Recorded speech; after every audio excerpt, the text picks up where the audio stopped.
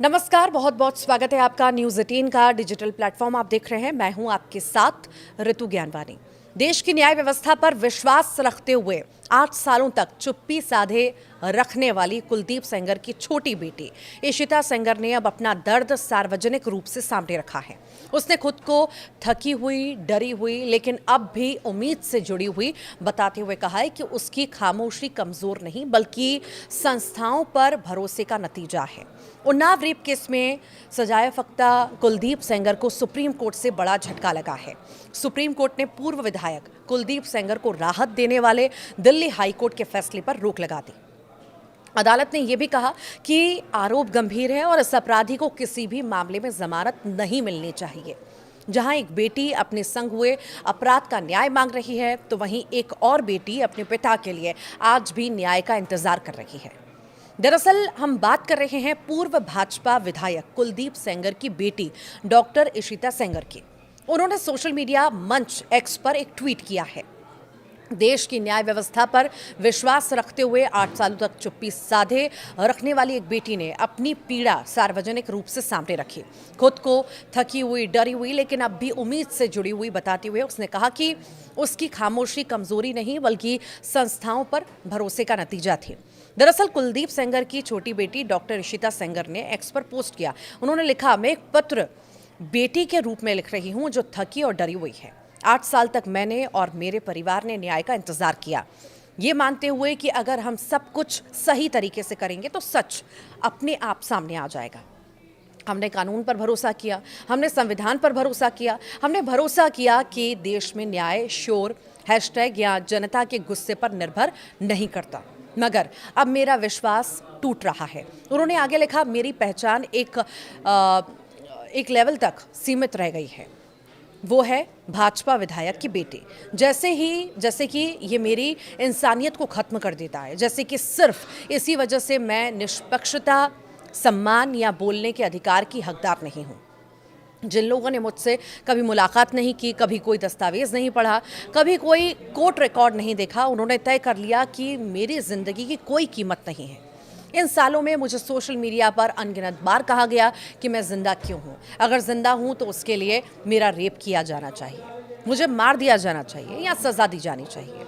ये नफरत काल्पनिक नहीं, ये रोज की बात है। ये लगातार है। जब आपको एहसास होता है कि इतने सारे लोग मानते हैं कि आप जीने के भी लायक नहीं, तो ये आपके अंदर कुछ तोड़ देता है।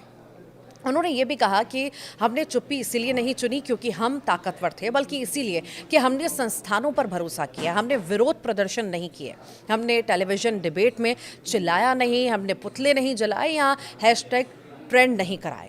हमने इंतज़ार किया क्योंकि हमारा मानना था कि सच को तमाशे की ज़रूरत नहीं होती। उस चुप्पी की हमें क्या कीमत चुकानी पड़ी।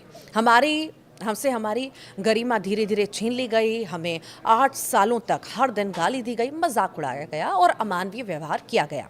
हम आर्थिक, भावनात्मक और शारीरिक रूप से अब थक चुके हैं। एक ऑफिस से दूसरे ऑफिस भागते रहे, चिट्ठियां लिखते रहे, फ़ोन करते रहे, अपनी बात सुने जाने की भीख मांगते रहे। ऐसा कोई दरवाज़ा नहीं था जिस पर हमने दस्तक न दी हो।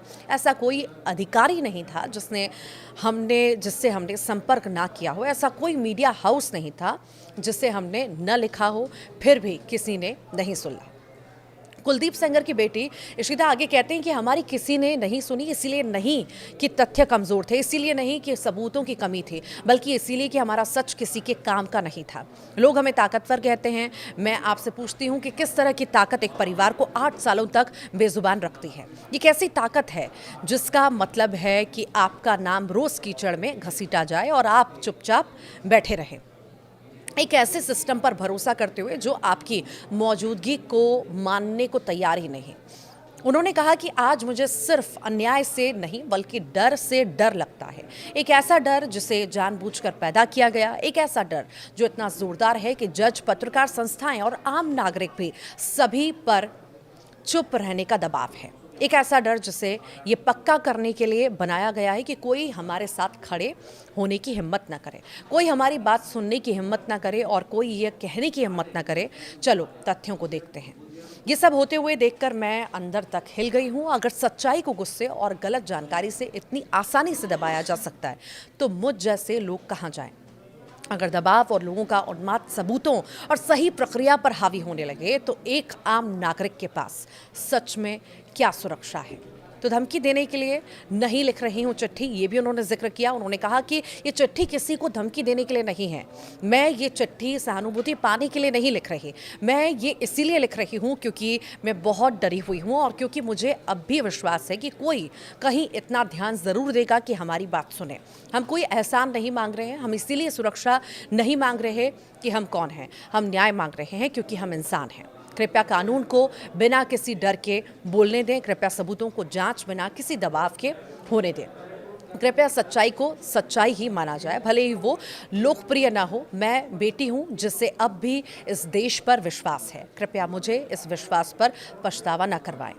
ये बयान उनकी बेटी के द्वारा आया है। आपको ये मामला भी बता देते हैं। तो ये मामला उन्नाव में कुलदीप सेंगर और उसके साथियों ने 2017 में नाबालिग को अगवाकर रेप किया था, इससे जुड़ा है और इस मामले की जांच सीबीआई ने की थी। दिल्ली की 30 हजारी कोर्ट ने दोषी कुलदीप सिंह सेंगर को 20 दिसंबर 2019 को उम्र कैद की सजा सुनाते हुए उसे मृत्यु तक जेल में रखने के आदेश दिए थे। सेंगर पर 25 लाख रुपए जुर्माना भी लगाया गया था। कुलदीप सेंगर की विधानसभा सदस्यता भी रद्द की गई थी, उसे भाजपा ने पार्टी से निकाल दिया था और अब उनकी बेटी गुहार लगा रही है न्याय की। आप क्या सोचते हैं, जरूर बताइए।